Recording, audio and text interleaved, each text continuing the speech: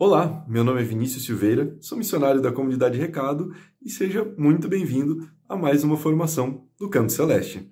Uma das principais desculpas que nós mais ouvimos para que nós não tenhamos repertórios novos introduzidos nas nossas paróquias é: mas se o povo não canta, não é litúrgico. Não, o povo tem que cantar junto com a gente. Será que isso é verdade? O que os documentos e a igreja nos dizem? Este tipo de afirmação vem de uma compreensão um tanto quanto equivocada do que a Constituição Conciliar Sacrosanctum Concilium chama de participação ativa dos fiéis. A Constituição, em seus parágrafos 10 e 11, diz que da liturgia, em especial da Eucaristia, corre sobre nós, como de sua fonte, a graça, e por meio dela conseguem os homens com total eficácia a santificação em Cristo e a glorificação de Deus, a que se ordenam, como a seu fim, todas as outras obras da Igreja. Para assegurar esta eficácia plena, é necessário, porém, que os fiéis celebrem a liturgia com retidão de espírito, unam a sua mente às palavras que pronunciam, cooperem com a graça de Deus e não aconteça de a receberem em vão. Por conseguinte, devem os pastores de almas vigiar, porque não só se observem na ação litúrgica as leis que regulam a celebração válida e lícita, mas também que os fiéis participem nela consciente, ativa e frutuosamente. A Igreja nos diz, então, através dessas palavras, que é na Eucaristia que nós somos santificados e damos glórias a Deus da forma mais perfeita, mas que, para que isso ocorra de forma ativa, é necessário que nós participemos, antes de mais nada, unindo a nossa mente, os nossos pensamentos, o nosso coração àquilo que nós celebramos. Este, então, é o primeiro aspecto primordial da participação ativa do povo. Quantas vezes nós já não respondemos ao "O Senhor esteja convosco", dizendo "Ele está no meio de nós" de forma completamente automática? Isso, para a igreja, não é a participação ativa, mas sim uma mera repetição de palavras. A participação ativa dos fiéis depende, então, acima das palavras, de uma união do seu coração, da sua mente, àquilo que está sendo dito. Na instrução Musicam Sacram, o Papa São Paulo VI, no número 15, nos diz: os fiéis também devem ser ensinados a unir-se interiormente ao que os ministros ou o coro cantam, para que, ao ouvi-los, possam elevar sua mente a Deus. Ou seja, para que os fiéis realmente possam lucrar frutos daquilo que se celebra, eles devem estar unidos também em mente, também interiormente, ao que o ministro celebra. O parágrafo 30 da Sacrosanctum Concilium nos diz que, para fomentar a participação ativa, promovam-se as aclamações dos fiéis, as respostas, as salmodias, as antífonas, os cânticos, bem como as ações, gestos e atitudes corporais. Não deve deixar de observar-se, a seu tempo, um silêncio sagrado. Vamos por partes aqui, então. Primeiro, o que são as aclamações e as respostas do povo? As aclamações são intervenções faladas do povo ao longo da Santa Missa, como, por exemplo, o Amém após a oração eucarística, o Vosso é o Reino após o Pai Nosso, ou ainda, aqui no Brasil, as respostas à oração eucarística. Todas estas são consideradas aclamações e são o primeiro lugar da participação ativa do povo. Já as respostas são as respostas do povo aos diálogos iniciados pelo sacerdote, como, por exemplo, receba o Senhor por tuas mãos, feito após a oração sobre as oferendas. Depois, a Sacrosanctum Concilium fala sobre a salmodia, e aqui entra um ponto muito interessante para nós, músicos litúrgicos. As salmodias são as formas de entoar os salmos, as diversas formas, e nós falaremos melhor sobre cada uma delas em um vídeo específico. Porém, como forma de exemplo, uma das formas mais tradicionais é a cantilação.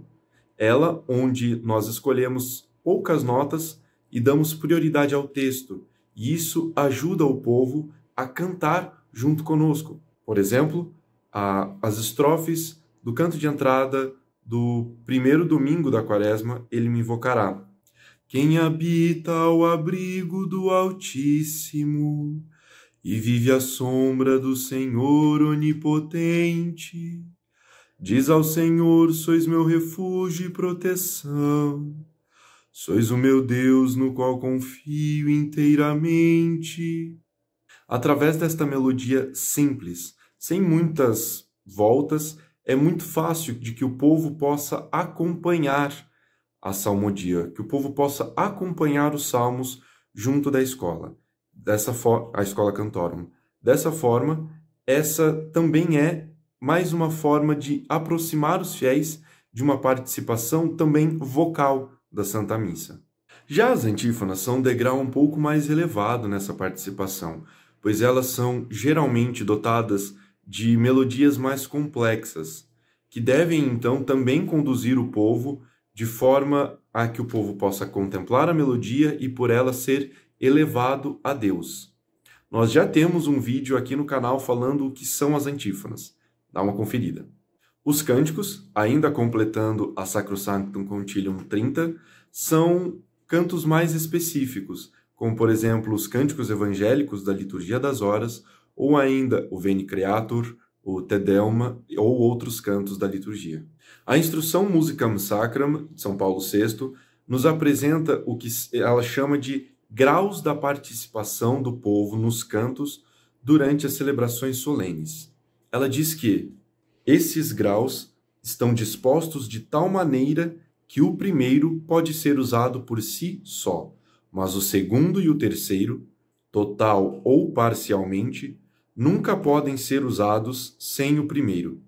Dessa maneira, os fiéis serão continuamente conduzidos a uma participação cada vez maior no canto. No parágrafo 29, ela diz o que pertence a esse, então, primeiro grau. Nos ritos de entrada, a saudação do sacerdote junto com a resposta do povo e a oração coleta. Na liturgia da palavra, as aclamações ao Evangelho. Na liturgia eucarística, a oração sobre as ofertas, o prefácio com seu diálogo e os sanctus, ou o canto do santo, a doxologia final do cânon, ou seja, o por Cristo, com Cristo, em Cristo, a oração do Senhor com sua introdução e embolia, o Pax Domini, a paz do Senhor esteja convosco, a oração depois da comunhão e as fórmulas de despedida. Aqui nós já encontramos uma pequena incoerência com a prática que nós temos hoje nas nossas paróquias, na grande maioria. A instrução nos convida a cantarmos, em primeiro lugar, as aclamações dos fiéis, também assim como pedido na Sacrosanctum Concilium 30. Também neste meio do primeiro grau está o canto dos Sanctus, que de fato deve ser sempre entoado pela comunidade como um todo. A Igreja classifica estas como o primeiro degrau da participação ativa dos fiéis, porque são fórmulas que não variam dependendo da Santa Missa. Elas se mantêm sempre as mesmas. E como se mantêm sempre as mesmas, é possível que o povo facilmente aprenda melodias para que sempre as entoe. O parágrafo 30 da Musicam Sacram continua com o que pertence ao segundo grau: o Kyrie, o Glória e o Agnus Dei, o Credo e a oração dos fiéis. Temos aqui, então, as outras partes fixas da missa. Embora o Sanctus esteja presente no primeiro grau, todas as outras partes fixas estão como segundo grau, ou seja, apenas o povo deveria entoá-las na missa solene quando entoar a primeira parte, o primeiro grau, as aclamações, os Sanctus. Então, se o povo já entoa isto, passemos para essa segunda parte, que o povo entoe junto do coral o Kyrie, o Glória e o Agnus Dei, ou, em português, o Cordeiro de Deus. Notemos que, embora o credo também seja uma parte fixa da missa, nós sabemos que ele é um texto muito longo e muito difícil de ser musicado, por vezes difícil de ser aprendido pelo povo a depender da melodia. Por isso, mesmo estando no segundo grau de participação ativa, ele não está linkado no primeiro item, junto com o Kyrie, o Glória e o Agnus Dei. E, por fim, o parágrafo 31 nos traz o que seria o terceiro grau da participação ativa do povo. Pertencem ao terceiro grau os cânticos processionais da entrada e comunhão, o cântico depois da leitura ou epístola, o aleluia antes do evangelho, o cântico do ofertório, as leituras da Sagrada Escritura, a não ser que se julgue mais oportuno proclamá-las sem canto. Percebamos aqui que o canto de entrada, de ofertório e de comunhão estão colocados como o terceiro grau nesta hierarquia. Ou seja, nós só deveríamos nos preocupar que o povo os entoe quando o primeiro grau e o segundo grau já estiverem sendo cumpridos. Desta forma, a prioridade deve ser sempre que o povo cante as aclamações, o canto dos sanctos e o que está no primeiro grau, e depois cante o segundo grau, e se o primeiro e o segundo grau já estão sendo executados, então que o povo possa tomar parte nos cantos de entrada, cantos de comunhão e nos outros momentos previstos no terceiro grau. Ao menos no Brasil, parece que nós invertemos essa pirâmide e colocamos como prioridade que o povo cante sempre o canto de entrada, de comunhão, de ofertório, e basicamente não entoamos as aclamações do povo, que deveriam ser a primeira coisa a ser entoada pelo povo. Podemos observar estas indicações também na Instrução Geral do Missal Romano, no que é concernente aos cantos de entrada, ofertório e comunhão. Sobre o canto de entrada, a IGMR 48 diz que o canto de entrada é executado alternadamente pela escola e pelo povo, ou por um cantor alternando com o povo, ou por toda a assembleia em conjunto, ou somente pela escola. A IGMR 74, sobre o ofertório, diz que as normas para execução deste cântico são as mesmas as que foram dadas para o cântico de entrada. E a IGMR 87, sobre a comunhão, diz que ela pode ser cantada ou só pela escola ou por um cantor juntamente com o povo. Vemos então que a Instrução Geral do Missal Romano diz que estes cantos podem ser entoados apenas pela escola cantorum, se for necessário. Escola cantorum são os coros, os grupos de canto das igrejas maiores. Porém, é claro, se estamos já cantando as aclamações, o povo já está cantando as partes fixas, é então grandiosamente louvável que o povo também consiga tomar parte daquilo que é próprio de cada missa. Notemos que o que está no terceiro grau é aquilo que varia de missa para missa. Como dito no vídeo das antífonas, cada Santa Missa terá a sua própria antífona. Logo, é um pouco mais difícil para que o povo, de fato, aprenda tantas antífonas ao longo do ano, aprenda tantas melodias diferentes. Por isso, incentivemos e conduzamos o nosso povo a cantar primeiro aquilo que já é fixo na Santa Missa, para que então nós consigamos, grau após grau, aproximar o povo a cantar plenamente a Santa Missa. Na exortação apostólica Sacramentum Caritatis, no número 38, Bento XVI nos diz uma coisa muito importante. O primeiro modo de favorecer a participação do povo de Deus no rito sagrado é a condigna celebração do mesmo. A arte de celebrar é a melhor condição para a participação ativa, a actuosa participatio. Esta resulta da fiel obediência às normas litúrgicas, na sua integridade, pois é precisamente este modo de celebrar que há 2000 anos garante a vida de fé de todos os crentes, chamados a viver a celebração enquanto povo de Deus, sacerdócio real, nação santa. Ou seja, quando nós seguimos realmente as leis litúrgicas, nós estamos contribuindo para uma participação cada vez mais ativa e frutuosa de toda a Assembleia. Ainda na Sacramentum Caritatis, número 52, Bento XVI reforça que convém, pois, deixar claro que não se pretende com tal palavra, no caso participação ativa, aludir à mera atividade exterior durante a celebração.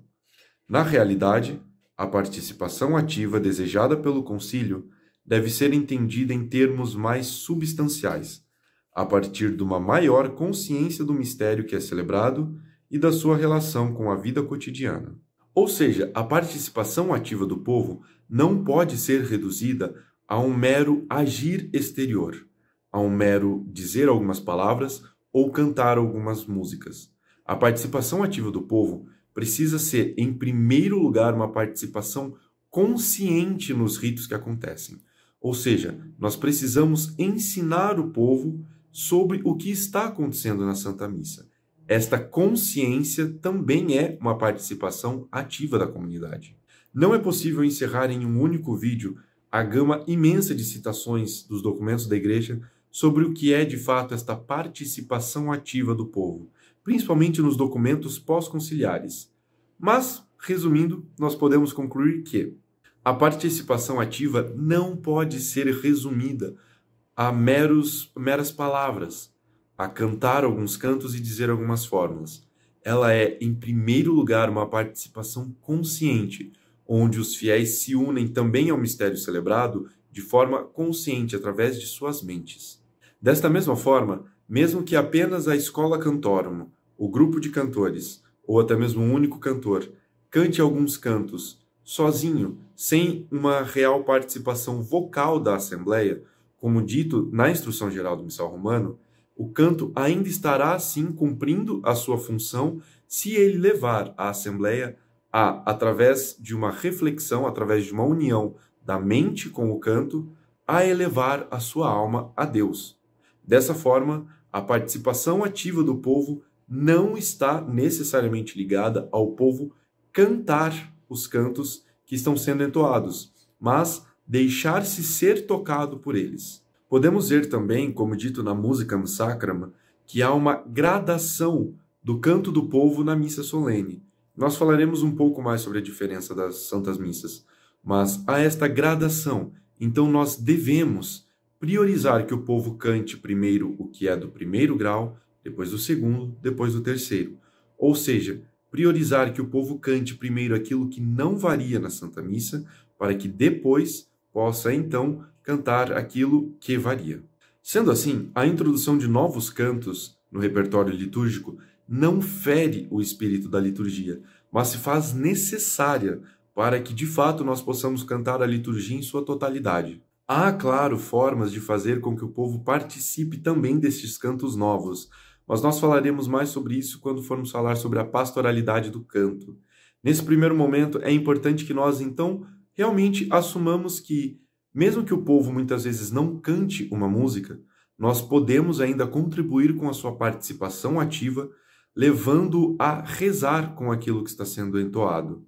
Por exemplo, cantar as antífonas dos cantos de entrada e comunhão será muitas vezes mais benéfico ao povo do que entoarmos cantos que todo mundo já saiba, mas que por vezes não possuam tanta riqueza ou até mesmo que levem o povo a cantar coisas de forma automática, sem nem ao menos pensar nas palavras que estão entoando. Quão ativa não é a nossa participação na Santa Missa quando nós podemos ouvir um Kyrie polifônico, por exemplo, ou um canto do Sanctus gregoriano que de fato nos toquem e nos elevem a Deus. Isso também é participarmos ativamente da celebração litúrgica, não como meros espectadores, mas como pessoas que realmente estão caminhando para levar suas almas na direção da beleza, para levar suas almas ao encontro de Deus. Se você gostou dessa formação, clica aqui embaixo no botão de gostei, envia também essa formação para todos os músicos litúrgicos ou coordenadores de liturgia, sacerdotes que você conheça, para que nós possamos caminhar todos juntos na mesma direção, na direção de elevar almas a Deus através da grande beleza da liturgia. Se você ainda não é inscrito, se inscreve aqui no canal e ativa o sininho de notificações para ficar por dentro dos novos cantos e formações que vão saindo aqui todas as semanas. Siga-nos também no Instagram, através do @ocantoceleste. Paz e bem, louvor e alegria.